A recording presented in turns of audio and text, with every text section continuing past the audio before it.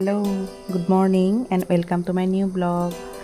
ৰাতিপুৱাই শুই উঠি ফ্ৰেছ হৈ গা পা ধুই আজৰি হ'লোঁ। তাৰপিছতে নিধিকো ভাত পানী খোৱালোঁ আৰু এয়া আমাৰ কাৰণে আজি অকণমান ফেভৰেট এটা ভাজি বনাইছোঁ। মানে ঘৰতে কলডিল এটা আছিলে আৰু কলডিলটোৰ লগতে অকণমান ব্ৰইলাৰেই দিছোঁ বাৰু। মানে যিহেতু এতিয়া এইখিনি সময়ত বেলেগ মাংসৰ ব্যৱস্থা কৰিব নোৱাৰিলোঁ, এনেকৈ ব্ৰইলাৰ আৰু কলডিল দি খাই খুব বেছি ভাল পাওঁ। আৰু লগত একো দাইল ভাজি কিবা কিবি আছিলে যদিও মই লোৱা নাই আৰু। তাৰপিছতে এয়া আবেলিলৈ আপোনালোকে ভিডিঅ'খিনি যিহেতু আগবাঢ়ি গ'লেই মই কাহিনীটো কৈ দিছোঁ আৰু। এয়া মানে ৰাস্তালৈ বুলি ওলাই গৈছোঁ। ওলাই মেলি অকণমান সময় মানুহজন ডিউটিৰ পৰা আহি পোৱাৰ পিছতে আমাৰ এটা প্ৰগ্ৰেম আছে মানুহজনৰ সৰু বাইদেউৰ ঘৰত ফুৰিবলৈ যোৱাৰ। সেয়া ছোৱালীজনী আৰু মইতো ওলাই আছোঁ। তেতিয়া 3টামানেই বাজিছে নেকি। মানুহজন আহি পোৱা নাই আৰু আহিবকৈ এনেকৈ ৰৈ আছোঁ।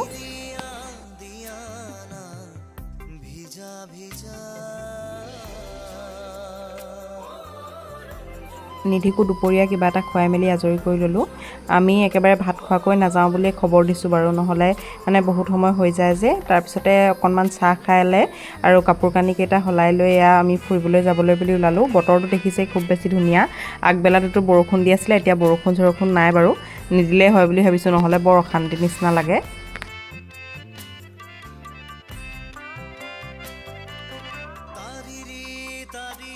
এটা ধুনীয়া গাঁৱলীয়া পৰিৱেশৰ মাজেৰে ৰুই থকা পথাৰবোৰৰ মাজেৰে যেতিয়া এনেকৈ আহি থাকোঁ, ঠাণ্ডা বতৰ হওক বা গৰম বতৰ হওক বৰ ধুনীয়া বতাহ এজাক গাত লাগে। এয়া আমি আহি বাহঁতৰ ঘৰ পালোহি। অকণমান ৰাস্তা পদূলিবোৰ বেয়া হৈছে, মানে এইকেইদিন বৰষুণ দিয়ে আছে যে আমাৰ এইফালে। আগবেলা নহ'লে পাছবেলা নহ'লে আগবেলা তেনেকুৱা আৰু। ৰাস্তাবিলাক শুকাবলৈ ভালকৈ পোৱাই নাই। আৰু নিধি আহি এয়া হাঁহ পোৱালি দেখিছে ধৰিবলৈ লাগে। আহি পাই আৰু নিধিৰ মানে বিৰাট ফূৰ্তি। তাইক বাৰু ঘৰতে কৈ আহিছিলোঁ যে এনেকৈ ভণ্টি এজনী আছে, বাৰ নাতিনী হয় আৰু এই ছোৱালীজনী। তাই 11 মাহ হৈছে। তাই একদম বিৰাট ফূৰ্তি ছোৱালীজনীও বাৰু ফূৰ্তি পাইছে দেই। তাইৰ নাম দিব্যাংশীয়ে পূৰা ফূৰ্তি পাইছে। আৰু এইকেইদিন তাই নতুনকৈ খোজকাঢ়িবলৈ শিকিছে যে, এনেকৈ দেউতাকৰ লগত খোজকাঢ়ি ফুৰিছে। আমাৰ কাৰো লগত নাথাকে, অকল খোজকাঢ়ি থাকিব লাগে। আমাৰ নিধিকো বাৰু বহুত চাই ফূৰ্তি পাইছে। সৰু ল'ৰা ছোৱালীবিলাক চাই ফূৰ্তি পায় আৰু। তাই নিজে উলিয়াই খাব, তুমি দিব নালাগে তাইক। মুখৰ পৰা নহয়, পেকেটৰ পৰা উলিয়াই খোৱা, পেকেটৰ পৰা। মাইনু মহ ওলাইছে দেই, তুমি দিন দিবা দেই, ভণ্টিয়ে নিজে খাব।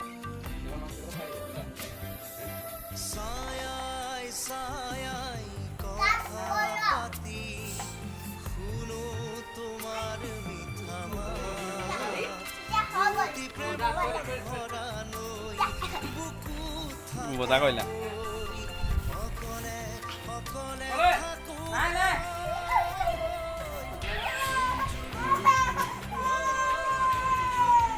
মন কৰি দিয়া।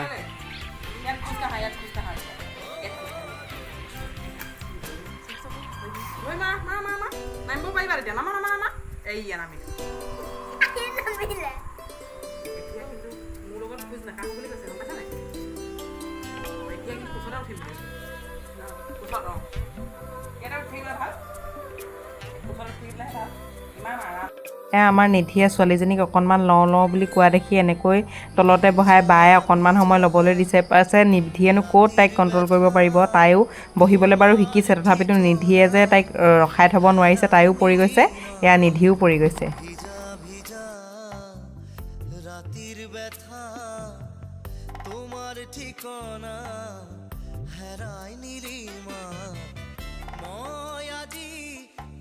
ঘৰত এনেকৈ সৰু ল'ৰা ছোৱালী থাকিলে, ককাক আইতাক থাকিলে অকণমান সুবিধা হয় আৰু লৈ মেলি দিয়া হওক বা কিবা কিবি খেলি থাকিবলৈ। এয়া বা আৰু ভিনদেউৱে তাইৰ লগতে বহুত বেছি ব্যস্ত হৈ থাকে। এতিয়া যিহেতু পথাৰৰ ছিজন, পথাৰৰ পৰা আহি পোৱাৰ পিছত হ'লেও ভাগৰ জুগৰৰ কথা নাই আৰু।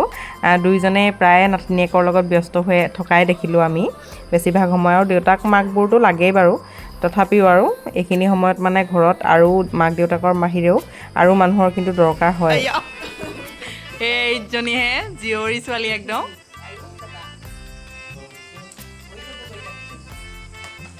তুলি দিয়ক আকৌ বা তুলি দিয়ক।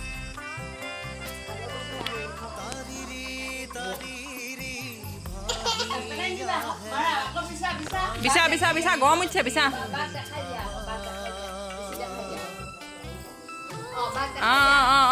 বিছা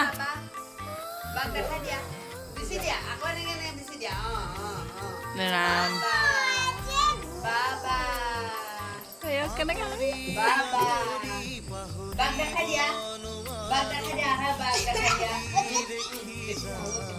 কেনেকুৱা বিচিছে আৰু দেই ন আগতে বিচাৰে নিবিচাৰে নেকি